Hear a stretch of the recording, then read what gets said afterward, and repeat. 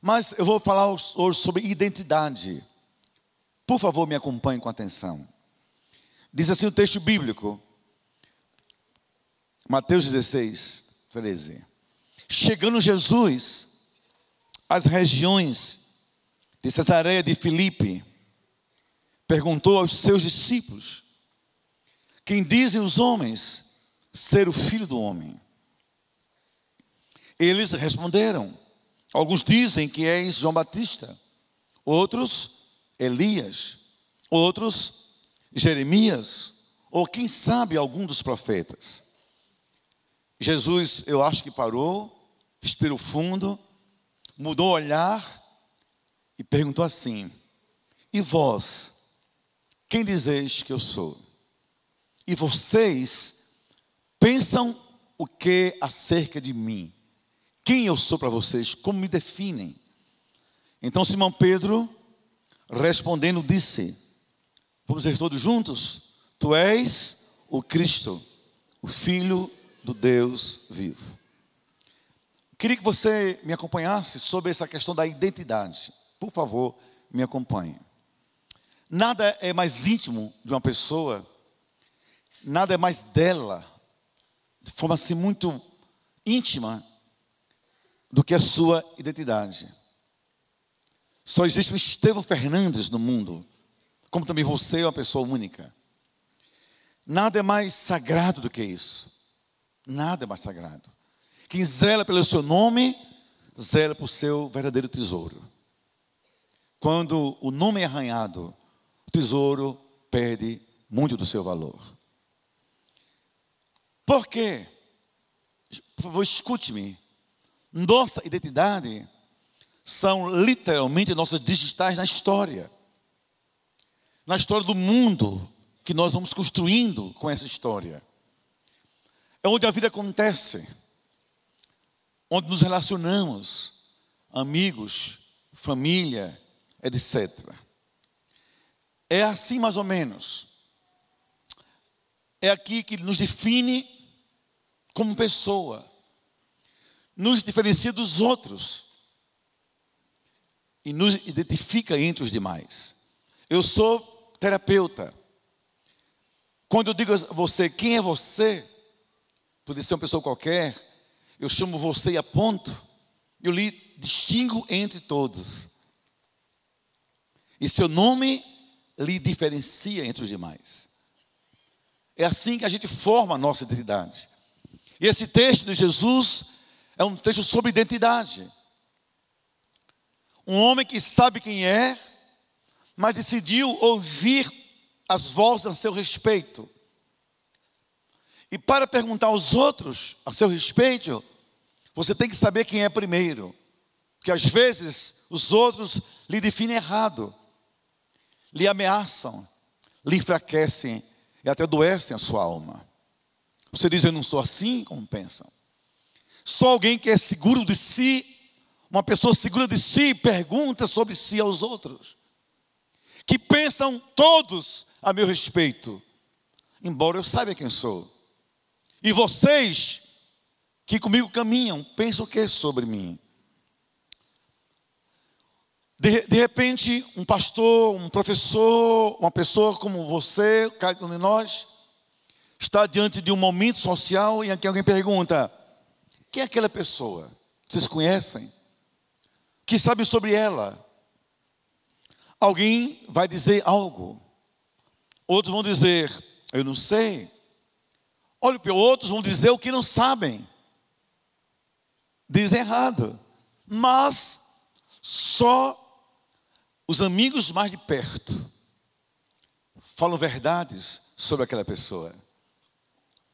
E vocês? Imagine uma cena assim doméstica. Marido, esposa e filhos. Gente, estão levantando um boato a meu respeito. Quem eu sou para vocês? De verdade. E o saber sobre alguém é um processo. Por isso que casamento tem que ser precedido de um namoro, que gera o conhecimento processual. Aos poucos, o gosto, a vontade, partes da psique que vão sendo reveladas, pelo temperamento, pelo caráter, pelas emoções. Mas é um processo. Também pelo grau de intimidade que você tem com essa pessoa. Aqui, por exemplo, quem mais me conhece aqui é minha esposa. Depois dela, meus filhos. Vocês me veem de vez em quando. Como vou lhes perguntar quem eu sou para vocês? Um pastor que aparece de vez em quando. Mas minha esposa sabe que eu sou. Comigo dorme e acorda todo dia. Como eu vou fugir da sua resposta? Mas, queridos, a gente conhece alguém, não é pela geografia social, pela geografia do coração, que nasce da intimidade, do afeto. Porque essa geografia marca as nossas digitais na história dos outros. E um dia, alguém só será realmente relevante no mundo quando, número 1, suas digitais estiverem impregnadas na vida de outrem. Quando você está presente no outro, você manteve a sua história viva pelos outros depois de você. Eu às vezes viajo, escuto coisas lindas. Pastor Estevão, o senhor me casou um dia, se lembra? Eu nem me lembro. O senhor me batizou. Pastor, aquele vídeo do senhor mudou minha história. Uma vez em João Pessoa, fui interceptado no trânsito por uma senhora, mais ou menos quinquagenária. Pastor Estevão, eu estava à beira do suicídio, trancado num quarto, 6 da manhã, para envenenar-me, porque a vida já me era um veneno. O marido era minha doença, a família era meu amargor de vida. Eu pensei, já que tudo é amargor, eu vou embora também. E eu não sei porquê, ela não entendia sobre Deus. Havia um rádio ligado. Uma voz invadiu aquele quarto. Disse, pare e acredite. Deus está cuidando de você. Aquilo me fez tremer, pastor. Eu saí procurar quem era aquela voz. Eu liguei para a rádio. Disseram, era um homem chamado pastor Estevão. Eu nunca pude dizer isso, mas agora eu lhe encontrei. A sua voz está marcada na minha história de vida. Isso chama-se legado também. A gente também é mais ou menos relevante quando a essência de quem somos inspira os outros, impacta os outros. Mais de 20 pastores batistas no Brasil, muito mais, saíram do meu ministério, estão pelo mundo. Então a minha essência ultrapassa João Pessoa e invade o reino de Deus, mundo afora. E finalmente, quando o nosso perfume aromatiza corações alheios pela nossa história. Para mim, é assim que eu vejo pastor Aguiar. Um homem cujos digitais saíram de si, estão em outros, encravadas para nunca mais sair. Um homem cuja essência inspira muitas vidas, entre elas a minha própria vida. E um homem cujo perfume torna mais saudável o cheiro de tantas pessoas. Eu sei que muita gente aqui vai dizer, o aroma da vida dele perfumou também a minha história.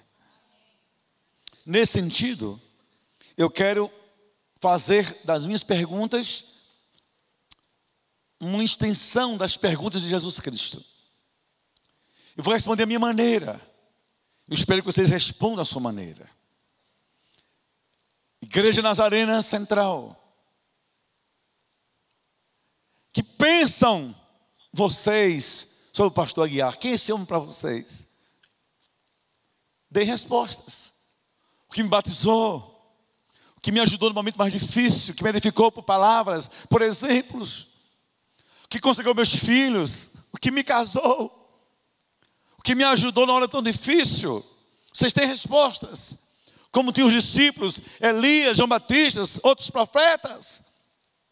Mas, e eu, Estevão, quem é pastor Aguiar para mim? Porque vocês eu não vou dar conta, são muitas respostas. Mas escutem as minhas, por favor. Eu espero que as minhas lhes ajudem a construir também uma definição especial nessa fase linda que ele vive de transição. E a vida é feita de ciclos. Por favor, diga assim comigo. A vida, eu queria ver todo mundo, eu sou agora um regente de um grande coral nazareno. A vida é feita de ciclos. Ele vive agora um ciclo lindo de transição. Que assim é a vida. Primavera, verão, outono e inverno. Infância, primeira infância, segunda infância, puberdade, adolescência, juventude, maturidade, depois vem a melhor idade e a vida. E a gente vai sendo vida também em outras vidas em que tocamos. Quem é pastor Aguiar para mim? Primeiro, eu quero falar para lhe edificar, não só para tocar o ego dele, que ele é um maduro. E amigos sinceros não bajulam, definem certo. Por isso são amigos sinceros. Segundo, ao dizer algo sobre alguém, eu preciso que esse algo edifique outros. Primeiro, porque dele me aproximei, tinha que ter uma razão. Eu batista e ele nazareno. Eu paraibano e ele campineiro. Eu nem sei que time tenho para torcer. O dele vocês já sabem. É um sofrimento constante, semana após semana. Esqueçam qualquer expressão de macaquice na história, que eu nem vou falar sobre isso. Mas aí a gente vai se aproximando. Por que isso aconteceu? Primeiro, que para mim o pastor Aguiar é um homem da família. Um homem de família. Se a vida é sagrada, e é. Se o ministério é sagrado, e é. Família também é algo muito sagrado. Muito sagrado. Eu tenho dificuldades muito grandes de aproximar-me de pastores que não valorizam famílias e a sua família. Que não choram pelos seus. Que não sofrem com os seus. Também que não vibram com os seus. E não se contam, não se revelam também a partir dos seus. Quando eu conheci isso, me deixou impressionado. Seu cuidado, suas dores. Eu vi de perto algumas lágrimas, e vocês também. Mas também vi de perto muitos abraços, entre ele e a Lúcia e vocês também. Tudo isso, vi o Flavinho surgindo como pastor e vocês também. E vi que família tem a ver com tudo isso. E quando a gente vive família, Deus honra a nossa história. Eu tenho 40 anos de casado. Tenho 2 filhos e tenho 3 netos. Aprendi com o pastor Aguiar a definir sobre netos. E onde quer que eu vá, eu defino e digo a origem da definição. Netos são a sobremesa da vida. Autor Aguiar Valvassoura. Você pode aprender essa definição, é fantástica. Aplauda isso, isso é maravilhoso. É ele dele.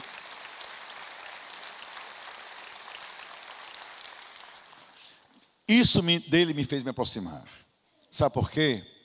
Porque quando a vida vai passando nos seus ciclos, sabe os que vão ficar perto da gente? A família da gente.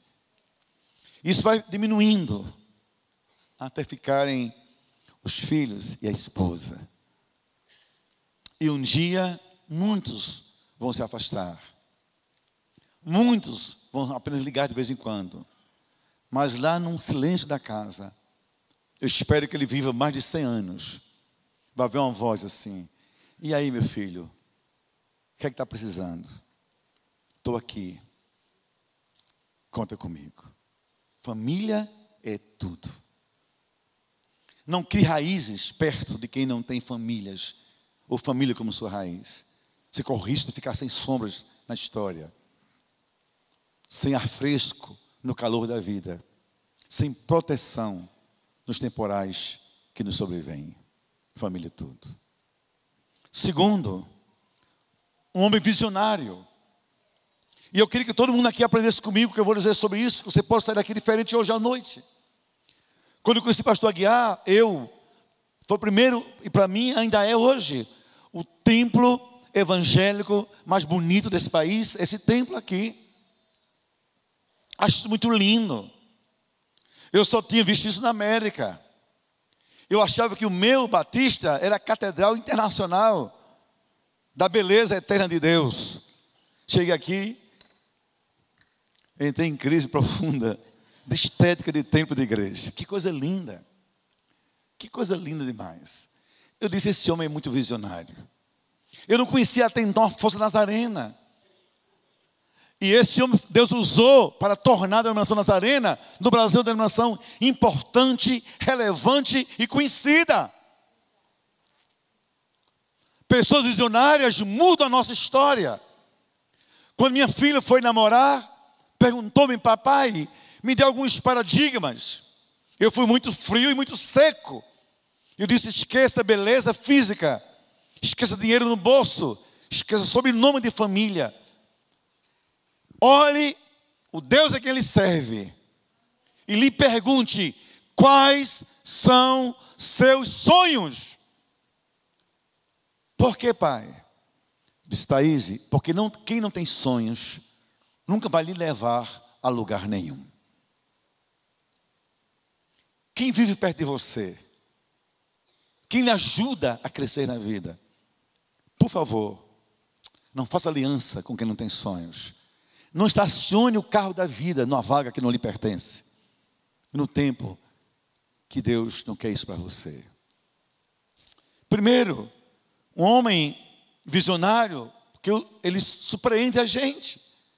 Nunca vi pastor Aguiar parado. Toda vez que eu encontro com ele, tem um plano, tem uma ideia, tem uma construção. Sinceramente, a mente dele é dividida em teologia e construção e engenharia. Ele olha assim e diz, eu vou fazer alguma coisa. Ele tem que ver gente de tijolo. Todo lugar cabe uma igreja, todo lugar vai expandir a igreja, cada esquina vai ser uma igreja de Nazareno. Isso é muito lindo. Porque homens visionários, eles têm o seguinte perfil. Vamos nos colocar aqui primeiro, todo mundo. Não se acomodam com o presente. Presente é um momento apenas de passagem. Vivem grávidos do futuro o tempo todo. Toda pessoa visionária é uma pessoa que está em gestação do seu futuro. Fez o mestrado e o doutorado. Quando é que vem? Fez o douto e o pós-douto. Me batizei em meu ministério. Aprendi a cantar e agora o que vou fazer? Tem uma orquestra que é o meu instrumento. E vai assim. Tudo que tem é bom, mas lhe impulsiona a pensar um pouco mais. São grávidas do futuro. Não abortam sonhos, nem também abortam oportunidades. Para mim, isso é ele. O seu guarda-roupa existencial não tem cheiro de mofo. Que a mente está sempre pensando algo. Você não vai em casas, em algumas residências, que você entra na casa, já na sala, imagina no quarto, tem cheiro de mofo. Tem gente que é assim por dentro. Parou e empoeirou a sua alma. Mas o visionário está sempre se renovando para os novos. Seus olhos são voltados para amanhã. Vive sempre em movimento. Eu nunca assisti a um culto dessa igreja, nunca. Pode ser que tenha um dia. Pastor Guiar fique do começo ao fim do culto paradinho no canto dele. Ele tem que dar uma saidinha de vez em quando. Ele vem aqui, aí ele volta. Acho isso lindo. Ele dá uma opinião, ele volta para o seu lugarzinho, ele chama um pastor e dá um recado. E eu sou psicólogo, estou observando. Isso é sinal de um homem com a alma em movimento. E vida é movimento. Você acha que eles vão parar? Vocês leram o texto? Eu já li todinho. Vou resumir esse texto. Final do mês, vai ser uma transição, mas eu estou de olho. Eu não vou embora. Não vou encostar meu carro. Vou encontrar o meu jeito de andar. Porque a vida não pode brecar a minha história agora. Tão bom viver perto de gente assim. Eu vou pedir que você, depois desse culto, em casa, com esposo ou esposa, aqui ainda, num carro, na pizzaria, com namorado ou namorada, faça uma pergunta antes do cardápio, ou antes do sono. Quais são os seus sonhos? Porque eles movimentam a minha vida. Isso muda a nossa história. E pessoas visionárias, a fé e a esperança são o seu principal combustível. Terceiro, como assim eu vejo? Um homem de referência. Irmãos, escute. Eu tenho uma leitura sociológica da vida. Porque eu amo sociologia. E hoje em dia a gente vive um tempo de desconstrução de referenciais. Um tempo de desfazer olhares pontuais. E nós, pastores, queremos referências. Para mim, isso é pastor Aguiar. Referência é um norte, aonde você foca. É um lugar onde você quer chegar. Uma história que lhe inspira. E alguém, você diz, eu quero estar perto de você. Quando eu conheci, isso me movimentou de João Pessoa até Campinas. Para dizer, um homem assim tem muito a me ensinar. Escuta uma coisa, um segredo entre eu e vocês aqui em Campinas. Seu pastor é conhecido em todo o Brasil pela sua igreja, seus colegas, os colegas não nazarenos, igrejas evangélicas não nazarenos. Ele é conhecido como os homens mais e pastores mais íntegros desse Brasil. Correto. Em algumas coisas até intransigente. Pontual. Seguro. Vocês estão onde estão e como estão, que tem um pastor de referência do que é ser um homem de Deus. Isso me inspirou muito. Quarta e penúltima, o pastor Aguiar me inspirou por ser um homem de Deus. Eu podia colocar-me em primeiro, mas quis colocar aqui nesse momento da referência. Homem apaixonado. Irmãos, escute, eu nunca conheci um pastor assim, tão apaixonado pela igreja local como o pastor Aguiar. Ele tem know-how para viver viajando esse país e o mundo. Suas mensagens que eu recebo por vídeos e fitas são impressionantes, densas, profundas, ontológicas. Ele é homem de viver de congressos, conferências, mas ele não sai daqui, sabe por quê? Ele ama essa igreja. Nas entranhas da sua alma pastoral. Ele ama o reino de Deus. Ele nunca se corrompeu com nada que o tirasse desse foco, a paixão pelo reino, a paixão pelo Senhor. Ele é pastor de verdade e Deus comanda o seu coração. Vou lhes dar um testemunho, eu nem sei se ele sabe, mas eu quero dar esse testemunho. Eu vim uma vez aqui para Campinas e no avião, na cabeça do corredor, vinham duas senhoras, eu acho, pelo papo, professoras da Unicamp. E foi o papo delas que me fez entrar na conversa.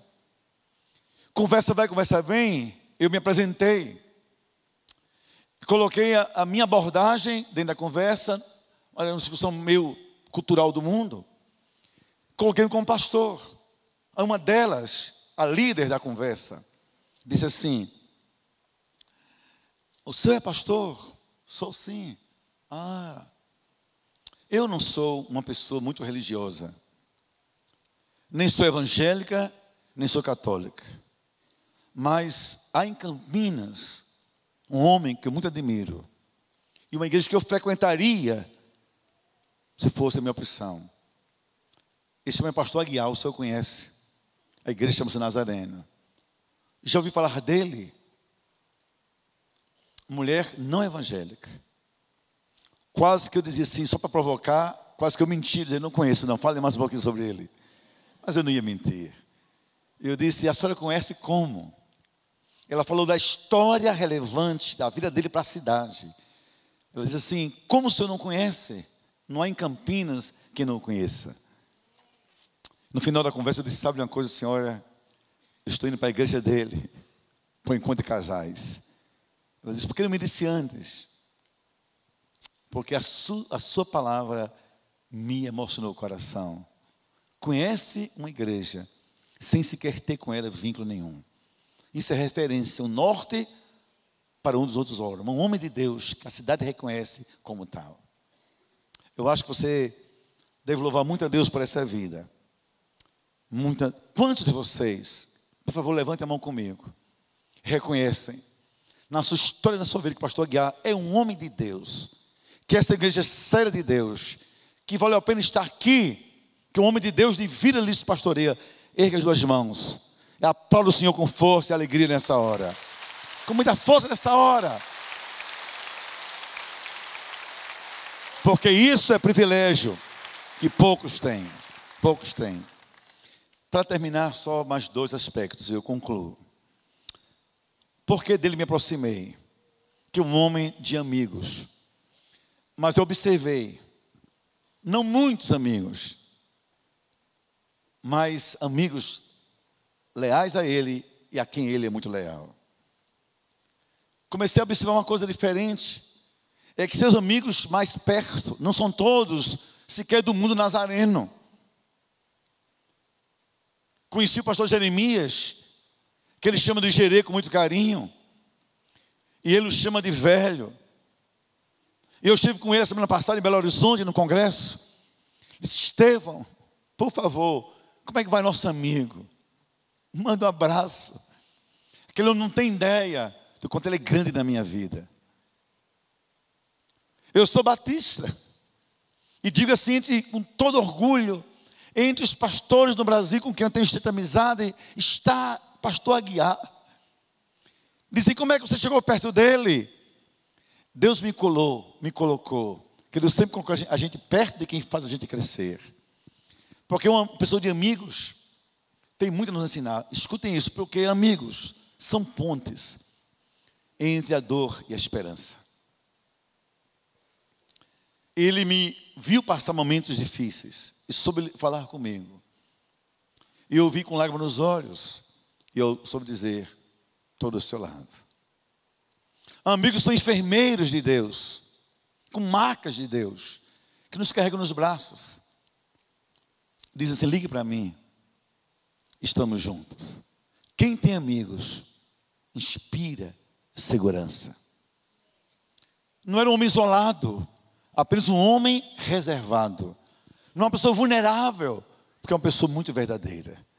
E perto dele eu descobri, eu não preciso ter a síndrome de Roberto Carlos, ter 1 milhão de amigos. Isso só existe em poesia popular. Mas quem tem amigos leais, sabe do que eu estou dizendo. Lealdade, presença, misericórdia, generosidade. Eu só vou contar a vocês uma história pequena. Eu sei que talvez nem todos saibam, antes que eu termine. Eu disse a minha esposa e minha irmã, esses dias lá em Poços de Caldas, eu passei numa praça, eu lembrei que ali tinha uma loja que vendia rádios antigos, e eu gosto de colecionar coisas antigas. Imagina vocês, rádio de válvulas, aquelas que aquecem, ninguém sabe o que é isso, quem tem aqui menos de 100 anos. Coisa muito antiga. Mas eu queria um. E eu vim para essa igreja e descobri que tinha um rádio, mas eu não tinha dinheiro para comprar naquela época. Era muito caro o dinheiro que me restou. Eu pensei, eu venho daqui a 1 ano, eu compro. Daqui a 1 ano eu voltei para um encontro de casais dessa igreja e fui lá na loja. E fomos eu e ele conversando. Eu não disse nada, cheguei lá, o rádio tinha sido vendido. E a loja mudou de lugar. Eu fiquei triste e calado. Meus irmãos, isso foi de tarde. Quando foi à noite, eu encerrava a vinda aqui nessa igreja à noite. Sabe o que aconteceu? O pastor Aguiar trouxe um rádio para o culto. Trouxe-o da sua relíquia do tempo dos Estados Unidos. Funcionando. Me deu de presente. E ainda hoje, quando eu tenho o celular dele, eu não ligo para ele quando tem um celular, eu ligo o rádio. Não é estranho isso? É como alguém que, saudade de alguém, olha para um retrato, bota retrato. Eu vou para o rádio e ligo o rádio. O rádio esquenta, eu digo assim: lá vem Aguiar. Por ondas curtas, ondas médias. E Aguiar entre ondas curtas e médias aquece o meu coração. Amigos fazem isso. Nunca vou esquecer quanta generosidade. Me responda, quem são seus amigos? Pode contá-los? Quem Deus colocou como enfermeiros na sua vida, como pontes na sua vida, para você não chorar sozinho nem sozinha, não ter medo do amanhã, quando as sombras invadem os nossos olhos. Quem são seus amigos? Âncoras que sustentam a sua vida. E finalmente, pastor Aguiar, um homem de legado. Irmãos, escuta uma coisa. Ele não vai se aposentar, porque o legado nunca deixa a gente de fora do jogo da vida. É a nossa história, nossas marcas. Legado. Vocês sabem como essa igreja começou? Quantos tinham quando ele aqui chegou? O seu testemunho.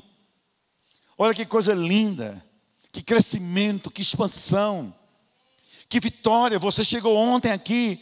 Eu vi que se batizaram aqui nesse mês alguns.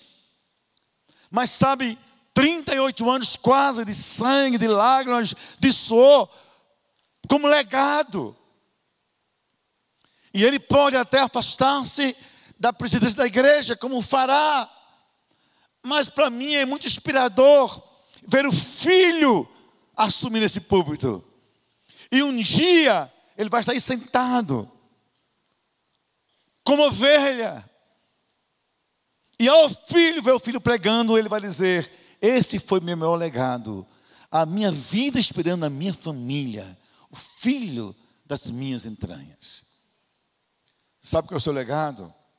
Os que se converteram a Cristo pela palavra dele. Os que foram batizados pelas mãos dele. Os que foram assim, consolados pelas suas palavras. Abraçados pelo seu carinho. Afagados pelo seu amor pastoral. Estava ali sentado e vendo algumas pessoas chegando. Como tratam de forma carinhosa. E eu orei assim: Senhor, dá-me a bênção. Eu tenho 10 anos mais novo que ele. Acabei de fazer 63 anos. Senhor, dá-me a bênção. Chegar aos 73 anos de idade, na minha igreja, de barbicha, bem feita. Sentadinho no meu canto. Meu filho na minha história. Minha igreja me honrando. E as irmãs me dizendo assim: pastor Estevão, o Senhor foi bênção na minha vida. Que o legado perpetua a nossa história. Qual será o seu legado? E vós? Perguntou Jesus: quem dizeis que eu sou? Tu és o Cristo, o Filho de Deus vivo. E vocês, igreja Nazareno, quem dizem que Ele é? Homem de Deus, nosso líder, nossa inspiração, nossa referência, nosso amigo. Um homem que marcou nossas vidas, que nos perfumou com a graça eterna de Cristo. Eu vou chamá-lo aqui à frente agora, por favor. E eu queria, enquanto chamá-lo, que você ficasse em pé, em nome de Jesus. Por favor, que ele viesse aqui.